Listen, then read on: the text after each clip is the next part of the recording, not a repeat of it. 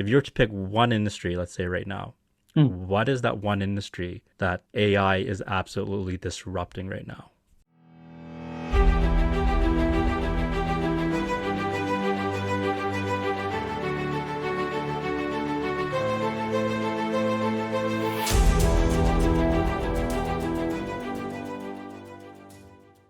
Being a data scientist is one of the coolest and most sought after professions. And that's all because of one of the biggest technological revolutions happening right now in the world of AI. AI is changing the way that we live, it's changing the way that we do business, and most importantly, it's changing the way we communicate with each other and with the Internet of Things, giving inanimate objects a mind of their own. Today's guest is a master in the fields of AI, machine learning, and data mining. I'm your host, Felix Cao, and let's welcome Andrea Isoni, the Chief AI Officer and Director at AI Technologies, to the Web3 Mission Possible podcast. It's great to have you here, Andrea. How are you doing today? I'm good. Thank you for asking. I hope you too. Perfect. That's excellent. So let's get started with this question here. Every day when you wake up, Andrea, what gets you the most fired up about AI and the impact it's currently having on the world? Hmm. Well, it depends on the on the day. There is more or less hype on Mm-hmm. the matter.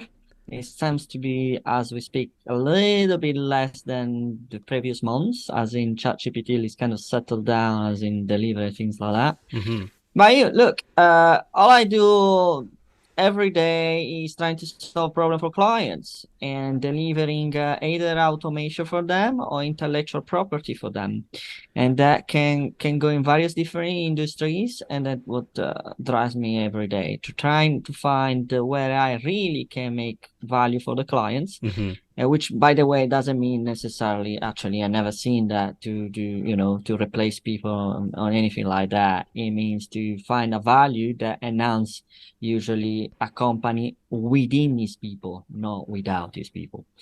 Mm. That is excellent. I love that. So you're looking to make the whole workflow a lot more easier.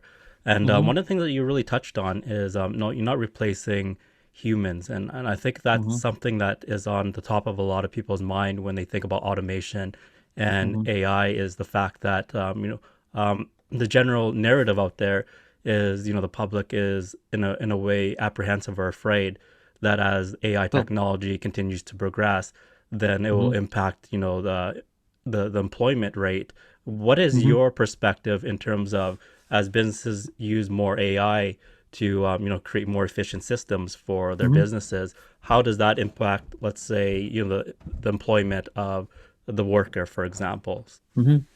Okay, so the temporary effect, as in whenever an industry or a company may employ some AI, Mm-hmm. definitely there will be some shift in jobs or tasks or things like that. Okay, I'm not saying that's not gonna happen. It's actually happening. It is going to continue to happen. Mm-hmm. Okay, that means in practice for a temporary period, yeah, whatever the process is that was before doing by humans is going to be replaced by AI. Okay, get it. So these people we technically not doing the same job. Right. Yeah. Okay. Now you can think of that, create a lot of redundancy or unemployment out of it. But the reality is this: we are in a capitalist society. Okay, Mm-hmm. what it means. So very quick as an example, whatever. Let's do a lawyer firm example. I wrote that diffusely. Someone check on my LinkedIn newsletter. So anyway, so let's imagine a legal firm. Yeah, they do a Okay. lot of drafting of documents, legal documents, things like that. Yeah, all of Correct. a sudden they imply AI, a specialized version of ChatGPT, specialized for the Mm-hmm. legal case, whatever they do. Yeah, marriage, real estate, whatever they legal they are.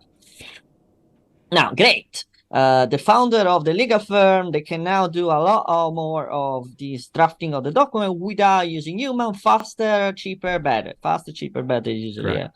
a good slogan used most of the time. Now, great. So they use AI, so they reduce the amount of people, and they create a massive profit for themselves. Fantastic. Now, is it gonna last? No. And here's the reason. Now, this legal firm has a huge profit, getting essentially unemployed there on their staff, and now they need to compete on the market. Here's the Right. situation. They want to, usually a company wants to grow, so they want to acquire their competitors, their Correct. competitor clients. Acquisitions. Yeah, acquisition of clients. Yeah, they Right. want to grow their business, so they want now they so you have two up when you have more profit. Yeah, there are usually two options: either pay yourself, great, or you're trying to get in your competition out of the window. Yeah, that's Hmm. that's capitalism in his core. Yeah, Yeah, at its core, that's correct. that's his core. Yeah, everyone would Okay. agree with that. Yeah. Yeah. So whenever you start to think, okay, I need to take client out of my competitors, guess what you need to do? Oh, and all of a sudden, oh, I need new lawyer because I need to offer more service than my competitor. Hmm. So that the client, the competitor want to work with me because I offer more for the same price or cheaper price, whatever it is. Or I need more sales legal people to convince them, things like that. So essentially, the people that you fire on Monday, you take it back on Friday Right. to take them back. Now, in reality, it's no Monday to Friday. I Hmm. understand that it can be, I don't know, 6 months, 1 year. I don't know. Yeah, there's really It no can set be timeline for that. yes. It can be an adjustment period of the industry in which you readjust Correct. the people, but due to competition and capitalism, these people, no matter what, of course, they would want to reskill themselves. They are going to be re-employed again because that's the game. The Yeah. game is to create more service for the clients so that you can compete. Perfect. I love that. Yeah, because I think that's always in mind with a lot of people in terms of that interaction between AI automation and how that will impact the workforce. So let's say that you're a company right now and you just came across AI, for example. You're not currently using it in your Mhm. business at all. What would you tell those companies in terms of the advantages of investing resources in AI for their businesses? So I know it's not for every business, but let's say that it's when you actually go down and look at their business and do and look through their systems and everything, and it's something that, let's say, Andre, you determine that implementing AI would actually increase their productivity and efficiency by a significant amount. Mhm. What would you Good. tell those businesses and companies in terms of why they should invest in implementing AI into their business? Well, it depends, obviously, subject to the industry, although any industry can automate some processes. By the way, Hmm. never 100%, usually between 40 and 80%, roughly speaking, in terms of hours time. If you're talking about the innovation projects, I mean, sophisticated drone detection, things like that is another way to evaluate that. Right. But well, how would I say to all business that never used AI and they may think about it. You need to understand two things really. One is you need to really understand which kind of return you want, as in if you have an efficiency number, what the number will be. I Right. want 20% more efficient or whatever, okay? 30, whatever the number is, it can be even 90, whatever it is, yeah? Hmm. You need to be really clear what the minimum number you have. Okay. Because if you have that number, you go to a company and say, look, I want my process XX, let's say 35% more efficient. Can you do it? And they will start to say, look, you can do 20% that way, 10% that way, a combination of both, and you do that way. And you have a proficient discussion with them. Yeah. Correct. If you didn't identify a process you want that more efficient, then the other way is to have a company that goes around for you and identify the processes for you. Yeah. Okay. Yeah. We call it data strategy in our company, but it doesn't matter. It's an assessment of your company and doing that. The other aspect of that is innovation, but that depends how innovative your industry is. Yeah. For Hmm. example, agriculture at the moment, there is a lot of innovation using AI for detecting disease, water consumption, understanding and minimizing the water consumption using some sophisticated detection sensor that analyze that, including weather data, things like that, to reduce that, things like that. Okay. But again, that's industry specific. For sure, you need to have a number in mind. What's the minimum amount of efficiency you want to have if I embark in a project like that? Because it's time consuming also for you, for the company. Yeah, that totally makes sense. So really, the company approaching, let's say, AI should have some sort of goal or benchmark that they want to target. So, in your example, it would be in the 35% if you're able to make, let's say, my business more productive in that percent range. And then this is a matter of just kind of weighing out, in order to implement the AI, does it make sense for the business to do it? And that's what you do, right? Yes, correct. So AI they need to have a minimum amount of, at least in mind. Of course, any company can always propose, look, you can have this amount of percentage. But the reason I think the client or the industry should have at least a number in mind is because then they can choose the best provider possible. Yeah. If they have a number in mind, they can go around and understand which one is better suitable for them because they already thought about it. That totally makes sense. Yep. So it's really, as you mentioned, is really industry specific, and it looks like since there's a lot of behind how AI kind of evolves and learns its environment. So ideally, you want it to be in an industry where you could gather a lot of data points as well, right? So with that data points, that's where AI is able to make the most and optimize that type of information to implement into their system. So, going back to like some of the use cases, and maybe you could even touch on and expand, let's say, on the types of industry. You had mentioned agriculture. Like what, from your experience, for example, the use cases and also some of the industries that are really heavily impacted by AI, just not currently, but also your outlook, in the next couple of years, that AI is totally going to transform the landscape there. Okay, I don't think there's gonna be a specific industry that is not gonna be touched, including in very artistic one, like I don't know, the movie industry or things like that. The way you record movement. I was talking to a company the other day in which they essentially, when they shoot commercial Commercials. Commercial or sports or any kind of sports, they need to be a professional athlete and record their movement in a very precise way. Correct.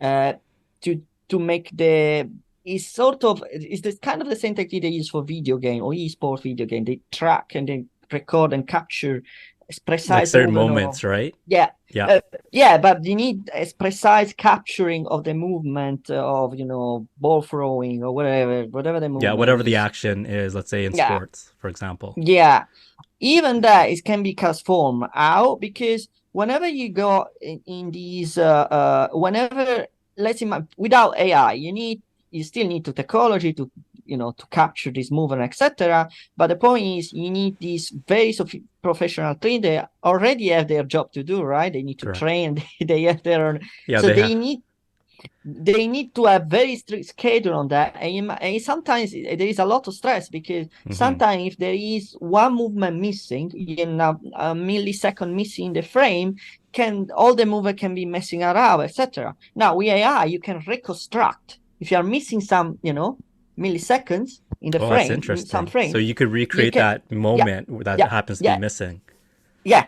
That's very useful for them because they are less stressed. Well, they're stressed, when they're recording, and they can, a little bit loose when they do that instead of being with the price. Just to say, even whatever industry you're thinking about, there is a element to think about that.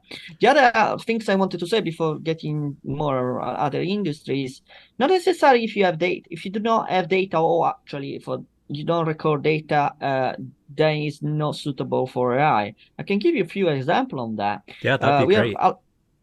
Even industry that technically have a lot of data, not necessarily you using that to do AI model. I give you a quick example: cybersecurity, or even financial services, or things like that. What I mean by that, let's stick with cybersecurity. In cybersecurity, work a lot on that. One of the main goals is stop or detect hacker or malicious behavior in a network or things like that. Yeah. Yeah, like exploits and hacks, right? Things of that nature. Whatever. Yeah. No. Now, of course, you have historical data, and you want based on whatever happened before, or some acts that you've seen in the past, you want to stop or at least detect them. Yeah, great. Hmm. But the problem is the more equal important, if not more, you want to stop things that never happened yet. Correct. It's more prevention, right? No, yeah, but you want to know if a hacker invent a new way to intrude into your system, penetrate your own systems. This new way is not in the data. It's Yeah. not because it's This new. is, yeah, it's yet to But you happen. want, yeah, it's exactly correct. So there is no historical record about it. So you cannot train AI based on that. Hmm. Yeah. Yet you can train AI. How? It's called synthetic data. Yeah. Yeah. Sometimes you can essentially imagining what the other could do and not already done, or at least not being recorded, you can generate synthetic data, train the model, prepare when it's going to actually to do it. And the same thing is more or less in the financial service, right? You're expecting that some commodities or whatever they are gonna do certain reaction or mechanism on price or whatever it is Hmm. never happened before, but you're expecting that it's gonna happen, and then you do a model out of it, Yeah. synthetic model out of it. So that's how the pricing models really work, and also for to anticipate potential, let's say, threats or Yeah, exploitations to security systems, yeah, especially when it comes to cyber yeah. security. So, I come from the Web3 world, and I know that right Mhm. at this particular moment, the technology is still in its very, very early stages. One of the major concerns that needs to be addressed is the security side of it, because there's Oh, always constant hacking, exploitations that are costing tons of money, like in the hundreds of millions, even in the billions of dollars.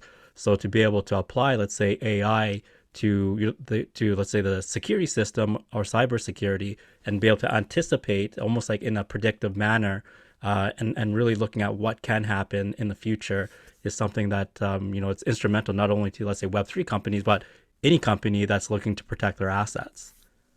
correct. If you need to be exposed on what is going to happen next, you need Hmm. to have a way to generate that way so you can prepare for that. Perfect. So is that something in the financial world, as you mentioned? Mhm. They use a lot of that data to Mhm. really project in the future of what could really happen, and Eh, like mhm.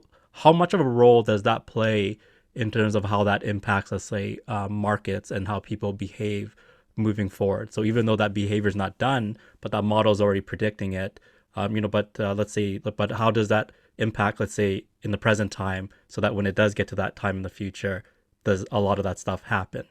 So you're almost playing kind of like looking in the future kind of idea. Yeah, look, I've no okay. In financial services a bit different. They do different scenarios. So Hmm. it's essentially they do different scenario and then they predict on that, and then based on what they see in real time, they play with that scenario. Well, the 3, 4, 10, whatever the number is, Right. and then whenever they see something, they look at the scenario they already pre-calculated and see which one fit best. Do you understand what I mean? Yeah, I got it. Hmm. So essentially, like you prepare 10 different dishes, and whoever's come to the, you don't know who's coming to the door tonight, but as soon as you say, this guy like Indian food. I have Indian food, Yeah, something like that. So it's that kind of preparation, but there is also an element of we stay in the moment and see what happens. that totally makes sense. So really, it's just creating as many models or possibilities, and then when Yeah. the time comes, you'll see which one of those models, it starts to kind of filter itself out, and which one of those models really become more relevant, right? So it's kind of like an ever evolving type Yeah. of So it's situation there. exactly, it's ever evolving. It's not one more. No, no, no. It's just, yeah. Perfect. That's awesome. So, looking at in terms of how you help other companies, what are some of the challenges that you currently see when it comes to, let's say, the adoption of AI, let's say, especially in business, but also Mhm. in our everyday lives. So the regular consumer, they want to implement AI, and how is this Mhm. going to look moving forward in your opinion, Andrea? Uh, well, everyone speak, obviously I'm very biased and very surrounded by either tech people or tech Hmm. oriented people. So I can speak about, that area of my network, which may or Sounds may great. not representative of society. But that said, everyone kind of play at least one with ChatGPT or alike, Hmm. apart from Google, whatever similar model it is. Yeah. Yeah. Um, you're asking me what is going to happen in the future, yeah? In my opinion, in the future, so what is now is people are already using to, I don't know, create personal document or whatever, writing email to some other people, person or business line. All these use cases Hmm. are going to kind of stay. They think is going to happen in the future. When I say in the future is between 1 and 2 years time, I think this will be very personalized model. What I mean by that, also now there is kind of a regulation that, for example, ChatGPT, whenever you're using that, it cannot, whatever you're tapping into, your own Like chat device. and yeah, Yeah. chat environment, whatever you're tapping there is not their data. It's belong still to you. They cannot be used again for whatever other scope or Okay. things like that. There is Right. kind of a issue or legal issue who owns that, The whenever data, you're right? typing, yeah, whenever I Mm. type in type in this large language model chat, it belongs to the user more than the also the company that provide the service. The reason why I'm saying that is because between 1 and 3, I think this model is gonna be very personalized. What I mean by that, if let's say we start today to use one of these model, I Hmm. use it and you use it.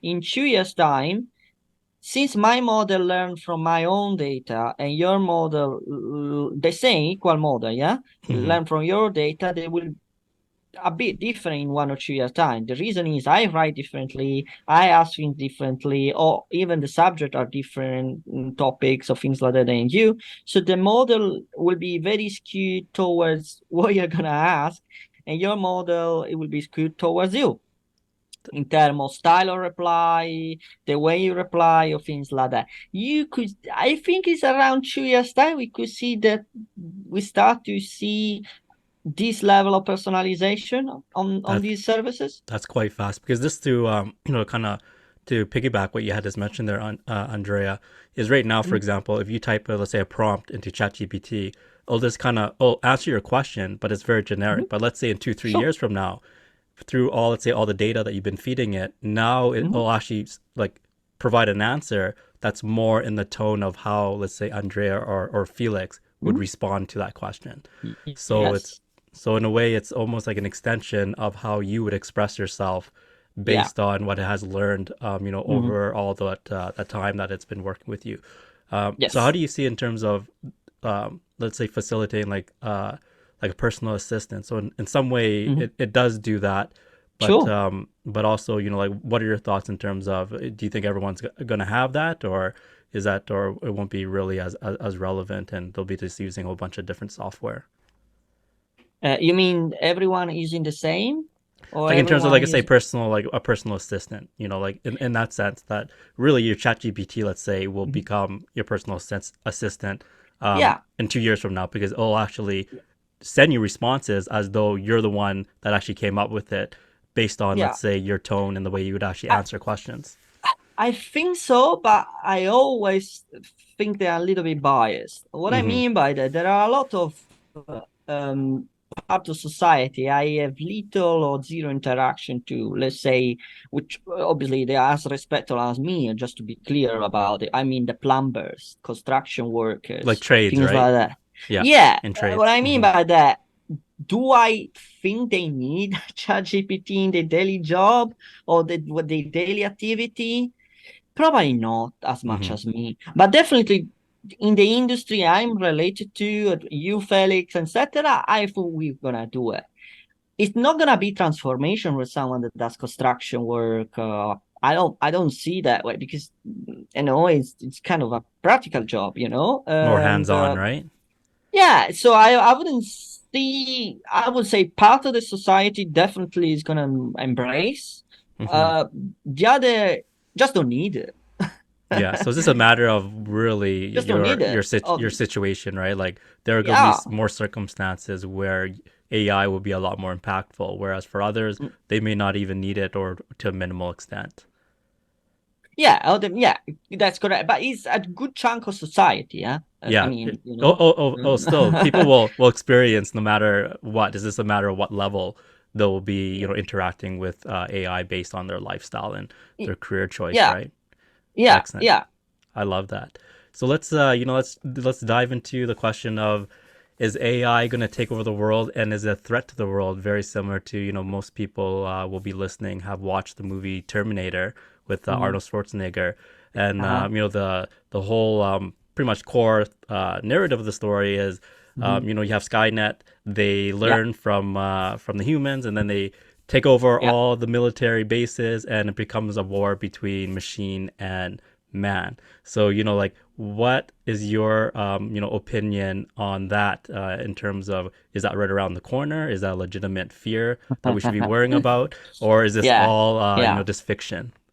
yeah. So, is a as you know, Felix, is a subject that really, really fascinate me, Hmm. and is also a complex subject. Let's be honest with Yeah. that. The short answer is no. AI will not do that for a variety of reasons, but doesn't mean it's not dangerous. Okay, let's explain a little bit what I mean by dangerous. Imagine that some automatic system like that is combined with some weapon, nuclear weapon or Correct. biological weapon, which, biological and nuclear, I don't know which one to Yeah, they're prefer, very right? devastating at the end of the day. Yeah. Not necessarily, I mean, Hmm. not sure if you need any preference on these kind of things. But definitely, if you associate even the level of AI you are now with any of these weapons, they make them incredibly more dangerous because they are way faster to deploy, to get to the target, to do to proliferate and scale. Yeah. That's very, very dangerous. Yeah, they're just a lot more Okay. effective.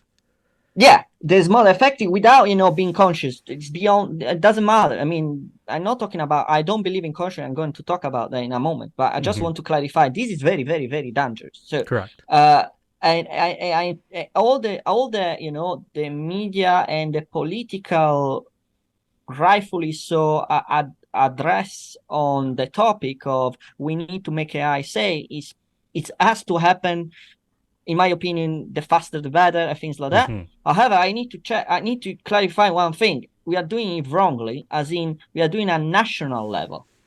So what Yeah. level do we have to I, do it if it's not national?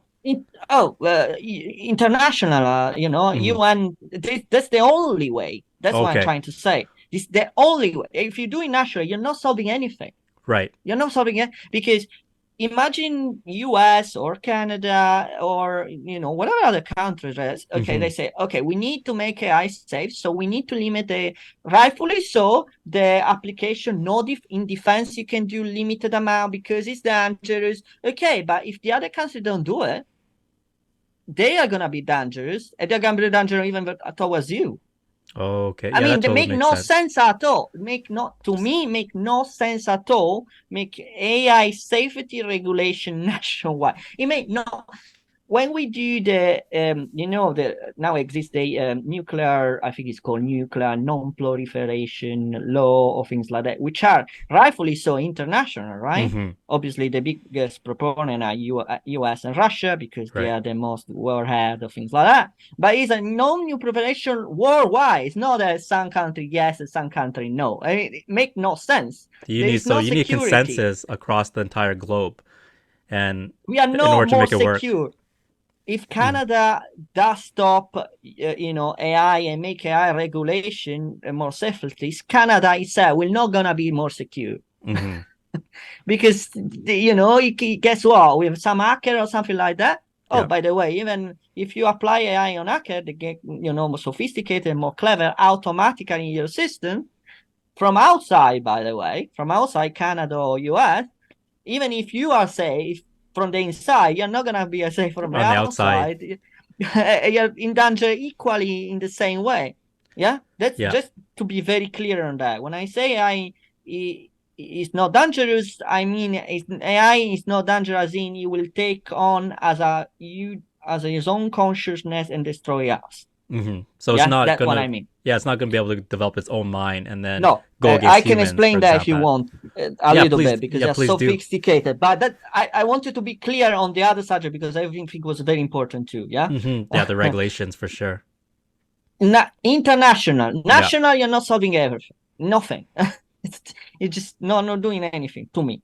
Okay, so AI is not gonna be conscious. And neither. Okay, let's be okay. I'm biased. I think it's not gonna be conscious, but I think for the audience, it's good to be a little bit more impartial. If I try to be, I explain the two, school of thoughts. Yeah, one school of thought he say is gonna be conscious, and the reason is as follows: it's called emergence. So they say essentially that the more the AI gets sophisticated to itself, the more you add neurons, the more you retrain, etc. At some point, you will reach a level of sophisticatedness that you will emerge automatically. Consciousness arise from the sophisticacies of his intelligent, quote, because it's not even intelligent, but let's say it is. Yeah.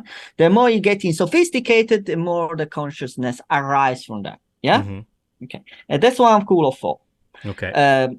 By the way, we all agree the AI is gonna be more sophisticated, more precise, etc. But I disagree on the fact that will automatically means that something has consciousness. Okay.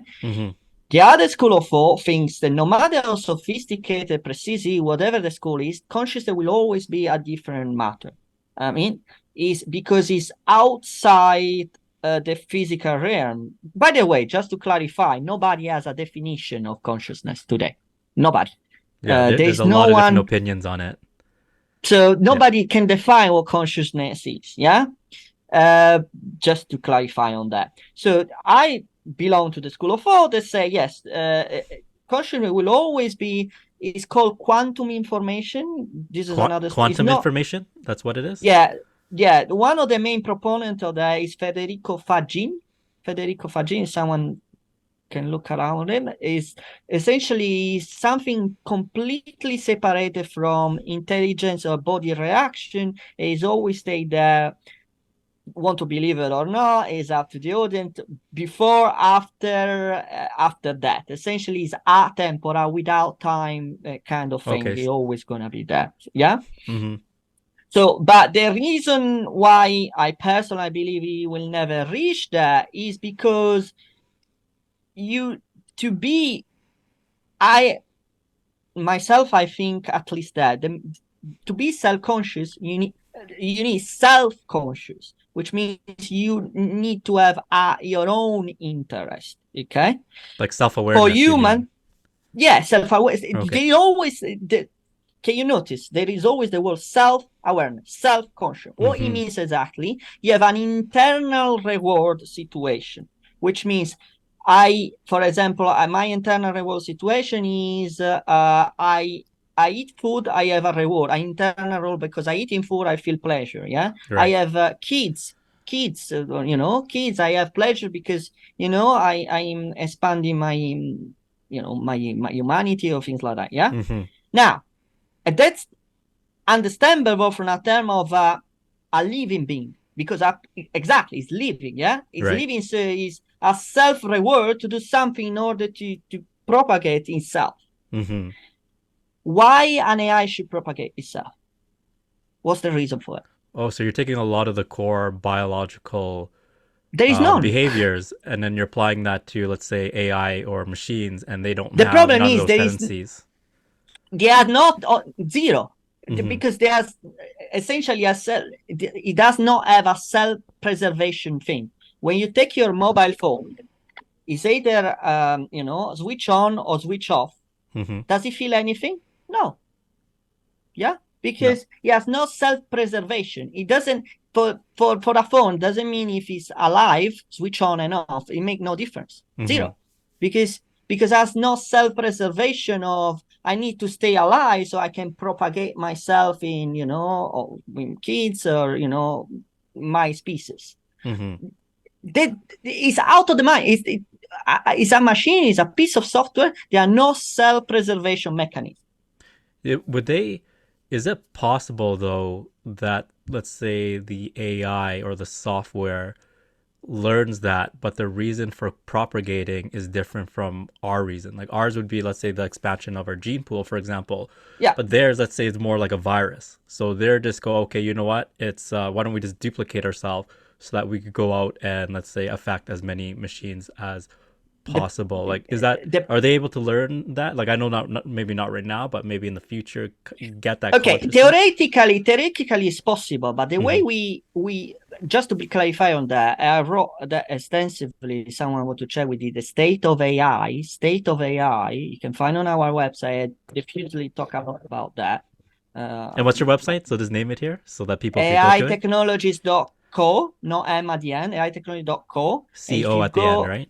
yeah, and if you go in State of AI, I talk diffusively also about State AI. We publish every January. We do a State of AI, what the situation AI is, including this kind of question, which I already replied in January last year. But to conclude on the question, yes, it's possible, but at this very moment in time, there is no incentive of us as a human Mm-hmm. to train their way. What I mean by that, all the system, including a large language model, ChatGPT is one of them, have been trained, yeah, Yep. to reward us, not the So machine, it's of more course. external, right? So we're looking at Correct. extrinsic Yes. value I mean, versus they need to intrinsic. provide values to correct. They need to Mm-hmm. provide values. And you can see, I say that with 100% that because you can see in the equation.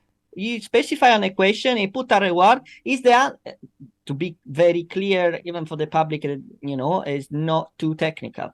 When you use ChatGPT or something, and your answer, I ask you, is their answer correct? Yes or no? Is that reward to you? It's not Mm-hmm. a reward to the machine. Yeah. I Right. The mean, machine doesn't have anything to gain whether it answers what's you or not. correct? It has no Mm-hmm. advantage whatsoever if the answer is Right. right for you or not. To be clear on that, yeah. Yeah. There will be very different. There will be an internal reward, intrinsic reward, as you say. But none of these machines are be trained like that. I don't see any reason why we would be trained like Mm-hmm. that. Yeah, because there is no commercial advantage to do that. Why would you do so? Yeah. Right. Yeah. That. So it's more just a matter of, as you mentioned, like ChatGPT right now is very external. For example, you give it a Yeah. prompt and then it fires you back a response, right? But when you look It's at good when you for just you. yeah, exactly. So when you look at ChatGPT, it doesn't have anything to gain, whether it stays silent or whether it gives you the best answer ever. And because of that, it's not really self-aware of why it's doing things, Zero. right? But even when you implement that, doesn't mean self-awareness. What I mean is, yeah, but you see, we are going there. From my perspective, we are going the right attitude on the topic. Mm-hmm. But even when you get that, for example, I'll give you an example because I thought a little bit. Let's say a robot, yeah. At some point, because now the robot, even if you, let's say, a waiter robot, it bring you orange juice in the something like that, Right. A yeah. It's robot. AI robot, yeah, Mm-hmm. something like that. So imagine that at some point it has batteries or something like that. You get bored to recharge it, etc. And you do Mm-hmm. a self software to okay when you are low in battery, find yourself apply yourself. Is that you're bordering line with intrinsic value. You see what I mean? Because Yeah. now you're training the robot to do itself. I mean, if you're low in energy, eat food essentially. That's what you're Mm-hmm. trying to do. I get a reward for that. Yeah. It's still extrinsic. You're doing because I get bored to charge you up.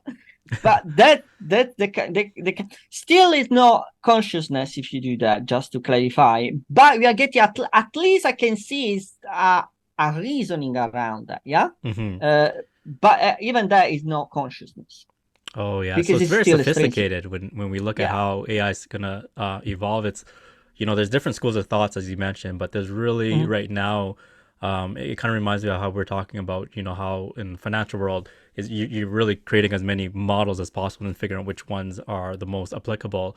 And here, if you look at it, we're like instead of models now, you're creating all these different schools of thought, and then we're seeing as like no one can really predict what's in the future, but in ways we can, because whatever we do today is going to have an impact on it, but we don't know exactly that model, how is that all going to come together with all the predecessors that have been Mhm. formed prior to it. So I love all the different perspectives there that you gave a very very easy to understand answer, but also it makes us really think about Mhm. and question like what is consciousness and how does that Mhm. impact AI, and then we even want to train AI to have consciousness, like does it have any commercial value and so forth. These are questions that are very important in the real life application of AI. So this is very very fascinating. Like a lot of people just think one or the Mhm. other, but being able to see it from all these different point of views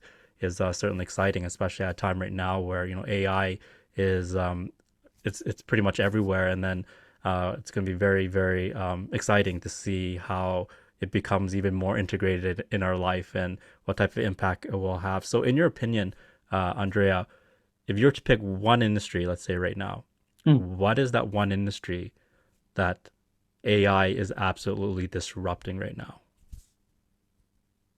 Mm. Oh, mm. Um, which AI industry is disrupting around?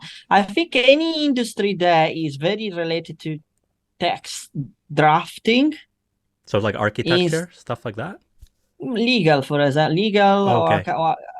what do you mean by architectures? Like Like I thought, like designing? designing buildings, stuff like that. Is that what you mean, or or what Mm, area are you no, speaking that's about? I think it's a little bit more complex. You still need human Mm-hmm. intervention at very different level. I think any industry where, for example, recruitment Recruitment. or yeah, or legal services, things like that. I know they are getting a lot of uh easy to do. When I say easy to do, I mean you can use ChatGPT for free. That's what I mean. Mm-hmm. Um, they are really, transforming the way you're doing that, because in an easy way you can have a draft of the legal document, or an easy way you can have a draft of a CV, or a reshuffling of your recruiting proposal, or the how do you say, the advert, the recruitment advert, or things like that. Right. Perfect. So in terms of the recruitment, so that's more, let's say, um, using AI to really revamp, let's say, your CV or your resume that you'd be sending off. Mm, Is that mm. how No, you I see? mean, no, that's yes, that's Yeah, this is that's on a basic obviously clear. level. Yeah, Yeah. that's very basic. I didn't mean that. I meant as a recruitment agency. They Okay. include, yeah, they recruit.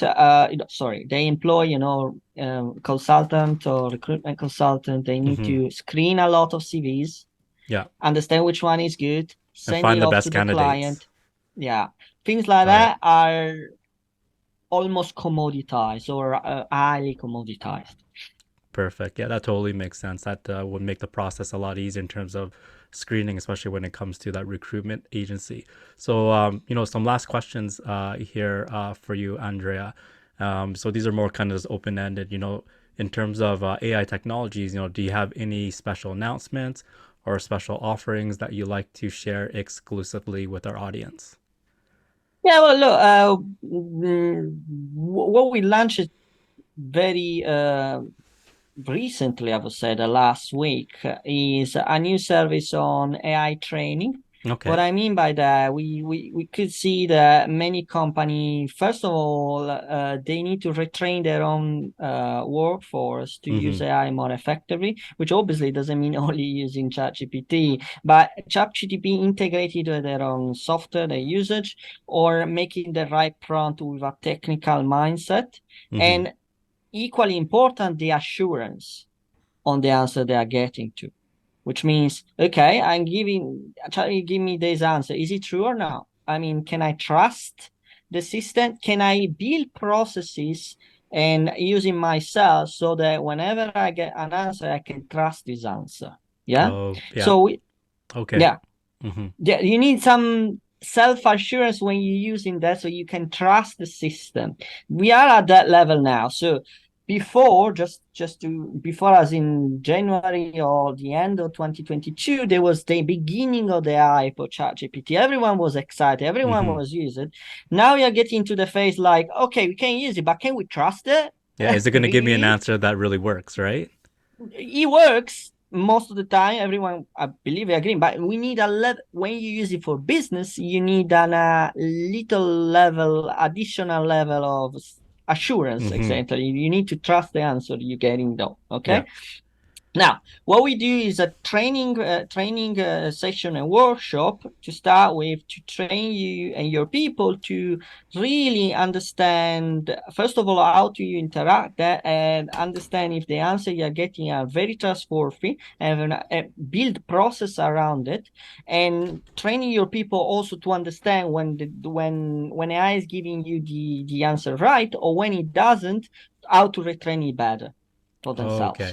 Yeah, that's actually very, very invaluable. So you know what we could do, Yeah. Andrea? We could leave a link, at the bottom in this Sure. description, and all our listeners there who are interested could get in touch with you, Andrea. I think Sure. that's absolutely valuable in terms of how you mentioned about training and or retraining or even training, the current workforce of how to interact with AI. More importantly, to really vet the answers that are coming from that AI Yeah. system or software. Is it giving you, the answer that will be applicable in that situation, or when it doesn't, what's the workaround that so that you're not going around and deploying, wrong strategies, for example, or Of course. informing your clients of inaccurate information. So, I love that what you're doing there. So what we'll do is we'll leave the link to that below in the show notes and in the description.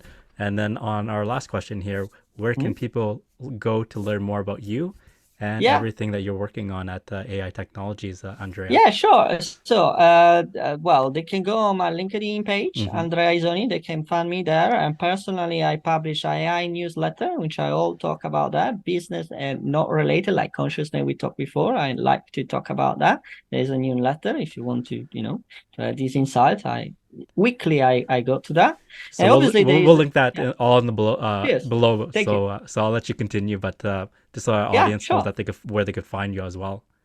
Sure. And the other is AI technology. So, of course, apart from the new service, the AI training bits, I was just explaining you before, we offer service for many different industries. We Mm-hmm. didn't have time to touch about, but literally many. Cybersecurity, agriculture, we touch it, but also financial services, the public sector there's a lot of processes down there to for the taxpayer. Yeah, I We would all like the imagine. taxpayer, yes, and others really. And yeah, we automate processes between 40 and 80%, or we create innovation projects like intellectual property, for example, drone technology to detect or follow other plane or things like that, or video game technology or things like that. And That is all that can be found in that is aitechnologies.co. that is so awesome. So everybody that's listening, go to Andrea. He's your man when it comes to AI. So well, Andrea, it's been an absolutely pleasure having you on this podcast.